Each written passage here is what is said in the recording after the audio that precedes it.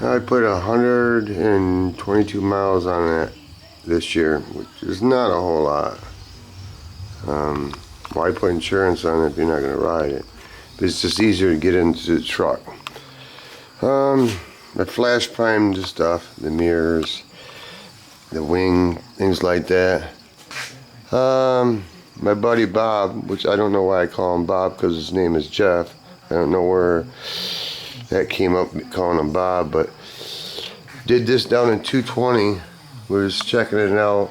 So after that, I decided I want to do 180 because 220 was taking like too long. So run it down to this and 180, and then hopefully I can pull the rest of it out with 220 without taking forever and a day. Everything's been sanded, except for the hood. Needs some work still. The cracks are starting to get filled in slowly. Hand sanding it gets old. My buddy Bob did this fender, did this door, and did that trunk. And I have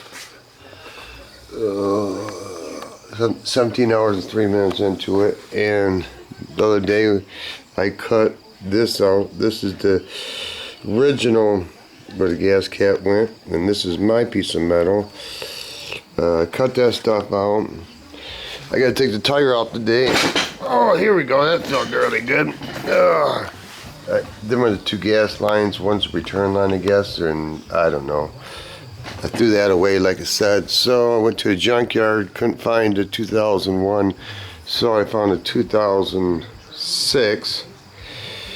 It seems to be everything will be the same. It isn't like that's gonna just pop in there and call it a day. So somehow, some way, my plan is, and it's not a very good plan, but it's the only plan I have. I can cut this open to 6 inches, which gives me like, I don't know, 1/4 inch here and a bunch here. I got to calculate where this, in a Challenger, this recesses in. This is going on a bevel. Well, yeah, okay, but this has got to go like this. Okay, so what I plan on doing something, this is where the 63% of the idea comes in, and the other 37% is kind of like, whoa, I didn't see that coming, but you got to make it happen. So what I plan on doing, a little something is, I think, do like gases glass or something. Thinking either putting duct tape all over this or tinfoil over this, and then use this mat, which is pretty heavy. I bought like 3 rolls of that, or that felt, and some fiberglass resin, and make a mold, I guess. So I can take this, first I got to cut this and fit this in here, and then take the mold off here and go in here, and somehow, I don't know how, but you know, it's a prototype. I can't get my head in there at the same time, but there are some bolts up in there. I must have welded them in. So maybe I can connect it to them. I don't know. Otherwise, I'll just take that fiberglass and get up in here and grind all this out and mold it into here. Is it going to be shh? No, I don't think it's going to be shh. I think it's going to be like an all-day event. You better pack a lunch and bring something to drink too, because that's what I think it's going to turn into. I don't really care to sand Metal Flake again. I can say that much. I don't know. I know why, but I don't understand myself why I get into this let's customize stuff. Because I get an idea and I got to follow through with it. And like I said, the Grand Prix is not supposed to have those pillar things on it. Grand Prix wing sets flat. And then I got an LED light right in there. And then, you know, I was going to but it's just too much work. This is where I got to stop. because this is all about not buying a Challenger RT. So this is a GT, and I plan on having taping it out or graphics come down here, and instead of the RT like the Challenger, put the GT. But I realized that the body line is straight, straight, straight, straight, straight, straight, and then goes up. It would look weird because it wouldn't follow. It would be about 2 inches below the fender, and on a Challenger it runs right up on the fender. If I ran up on the fender, it would go like this, then it would drop down. So I think I'm gonna turd bomb that idea. I need to I don't need no more ideas. I don't need no more ideas. This is how much I get carried away. These are some old pieces of something. I don't know if I showed this, but this is some stock grills, and you see, well, get some light up in here. See those little orange things? That's a little pattern, so I can recess these pieces of something I got from somewhere, off some old grill, maybe the Cadillac. And what I did is I cut out each little piece. Some fit better than others, so it recesses, and so it recesses in the grill. Otherwise, it would stand. I don't know, it would just stand out too far from the grill, and I don't even know how this is going to work. I think it worked all right. If I knew how to put it in there, maybe like that. Yeah, it just sets better when you recess it in. I don't know why, but that's what I plan on putting there. Sweet. Yeah, this is a little, because it's all going to fail anyway. I hate to talk like that, but it is true. Am I discouraged or tired of this car? No, I'm not. I'm tired of body work, really. I really am. I'm not good at it. I'm not fast at it. I've done my share. No, that's not true. I have not done my share because, Shut Your Face Garage and Jeff, James Freddy, and a lot of people out there, Beethoven 3, you got a kick-ass PT Cruiser. That dude's got some skill base. Sprayway Customs, these guys have been doing cars. They've probably done more cars than I have because I haven't done, this is the first car I've done in 6 years? Yeah. Just Spider and stuff, but that wasn't really much. That's just paint some stuff. That wasn't body work, but anyway, you guys should check out their channels. Sprayway Custom does some kick-ass shit, dude. Fiberglass dashes and stuff. He's fucking badass, man. I give credit where credit's due. Dude rocks.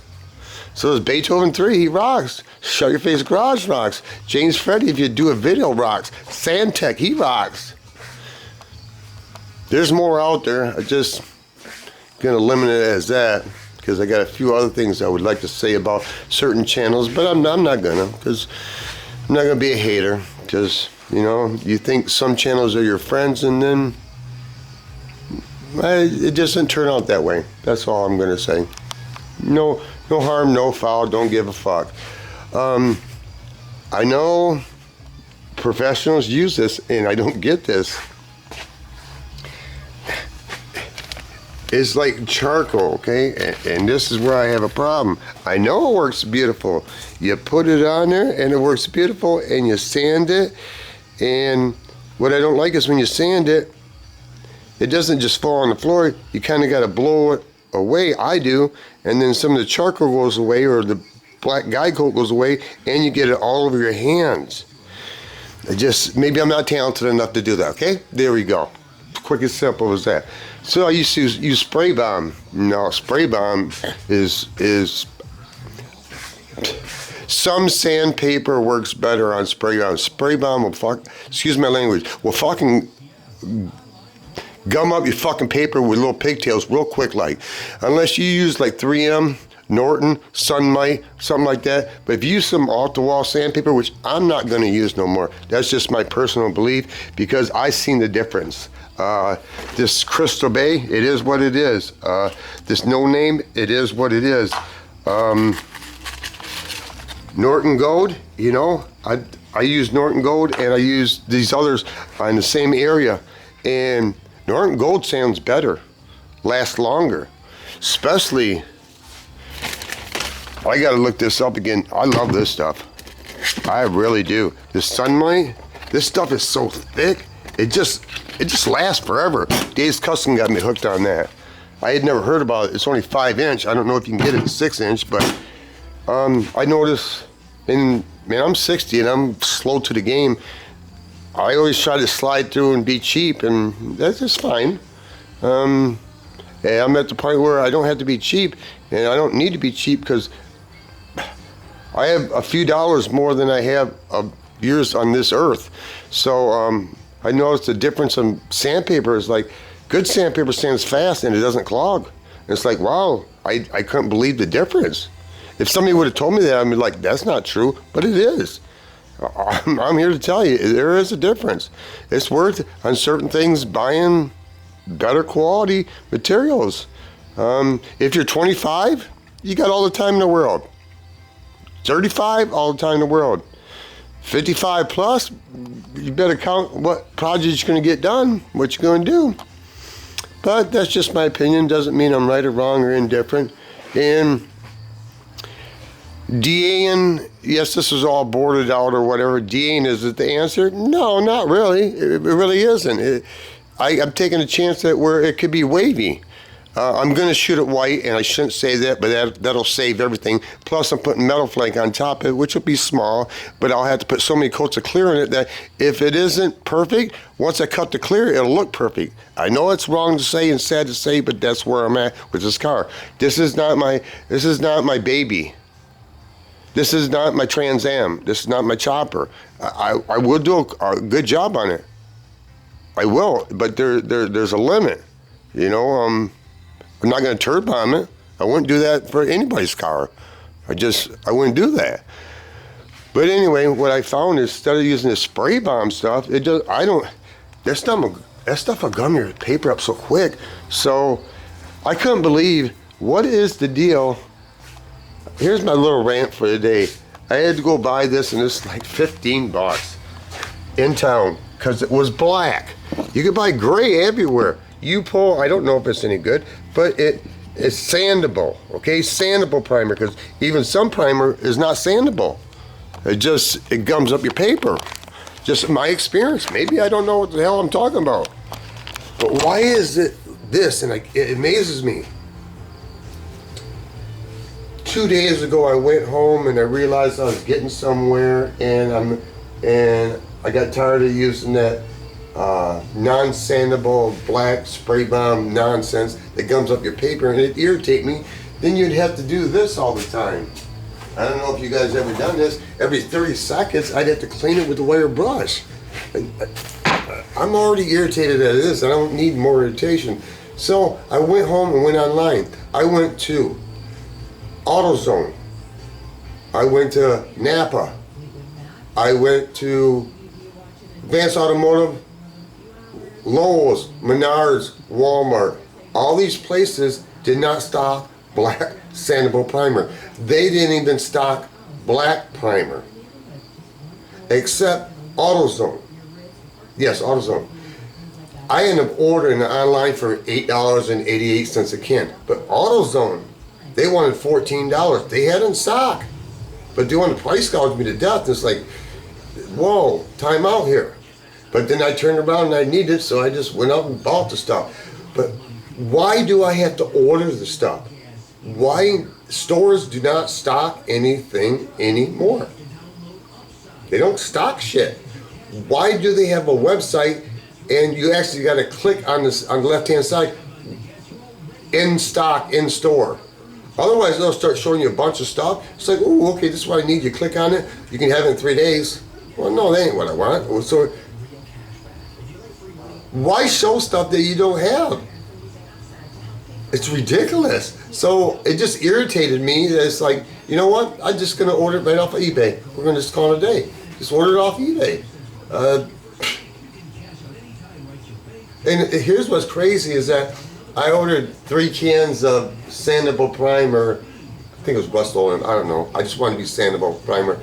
It was like $25 and then you got tax on it. And it's come from New York. $25 for 3 cans. Okay, beautiful. Okay, and they have to ship that FedEx or UPS. You can't ship it United States Postal Service because they don't do chemicals. My point being is they're going to ship it all the way from New York for $25 and some tax, or I can have them order it and have it brought to the store and it's still $25. My point being, Wally World is making more money off it because these people got to pay a premium to send that chemical through the mail. I know this. You can't send chemical to the mail. I've had people do this, like Bondo and stuff, and it's wrong. But hey, I'm not a narc. You know, I've already dealt with a narc in my carport, and yesterday has been a month. I'm still waiting. American Steel is a joke.